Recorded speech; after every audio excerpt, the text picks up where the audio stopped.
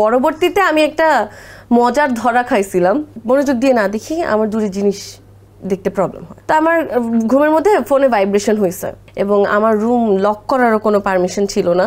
আর অমনি দেখি এদিক থেকে একটা আওয়াজ, এই তুই কার সাথে কথা বললি? আমি চশমাটা নিলাম, নিয়ে বললাম শিট, আমার আম্মু আমার ড্রেসিং টেবিলে সাজছে। আমার বয়স 25 হয়েছে, আমার কি মন নাই?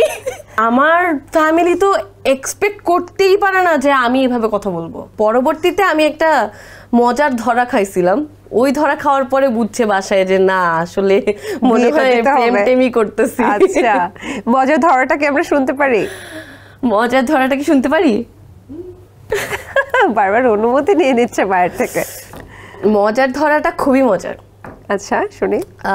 আমি তো চশমা পরি, সো আমার দূরের জিনিস দেখতে, মানে আমি যদি মনোযোগ দিয়ে না দেখি আমার দূরের জিনিস দেখতে প্রবলেম হয়। আচ্ছা আচ্ছা, মনোযোগ দিয়ে বলতে বোঝাচ্ছি যে মনে করো এইদিকে কিছু একটা আছে, সো আমার চোখে এখন চশমা নাই, সো আমি চাইলে দেখতে পারবো এদিকে কিছু একটা আছে, বাট আমার চোখে যদি চশমা থাকে তাহলে আমি ক্লিয়ারলি দেখবো।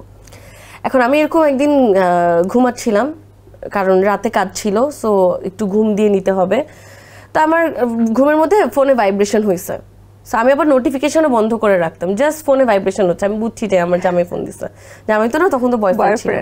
আমি ঘুমের মধ্যেই উঠে ফোনটা রিসিভ করে ভিডিও কলে ইশারায় কথা টথা বলে ফোনটা রাখছি। তো ইশারায় কথা বলার কারণ ছিল যে জোরে কথা বললে তো আমার রুমের বাইরে শুনে ফেলবে যে আমি আসলে কথা বলছি, এবং আমার রুম লক করারও কোনো পারমিশন ছিল না, এত রেস্ট্রিকশন ছিল। আমি যদি কথা বলি আমি ধরা খেয়ে যাবো, সো আমরা ইশারায় কথা বলতাম ভিডিও কলে। ইশারায় কিভাবে কথা কি বলছিলেন একটু দেখান তো। এখন তো মনে নাই, এই হয়তো বলছি যে আমি একটু ঘুমাচ্ছি, সেই মানে আমরা এইভাবে ইশারায় কথা বলতাম।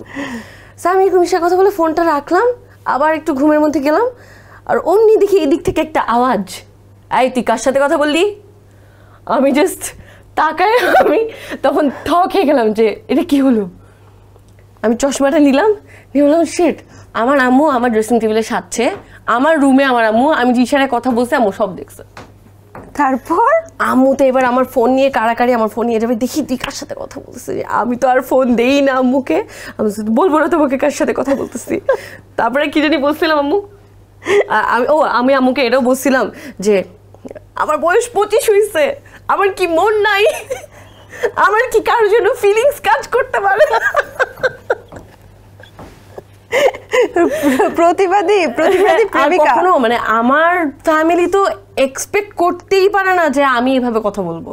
আচ্ছা ঠিক আছে, কারণ আমি তো মানে অনেক রেস্ট্রিকশনস, ভদ্র মেয়ে, লক্ষ্মী মেয়ে, মানে এই কথা আমি বলবো এটা তো আনএক্সপেক্টেড। এইসব শুনে মনে হয় আম্মু বুঝে গেছে যে না মেয়ে মনে হয় ডেসপারেট। তারপরে নাকি আম্মু? এসএমসির ইমার্জেন্সি কন্ট্রাসেপটিভ পিল নোরেক্স 1 অরক্ষিত মিলনের 72 ঘন্টার মধ্যে এর একটি মাত্র পিল আপনাকে করবে টেনশন ফ্রি। এসএমসির নোরেক্স 1, এক পিলের সমাধান।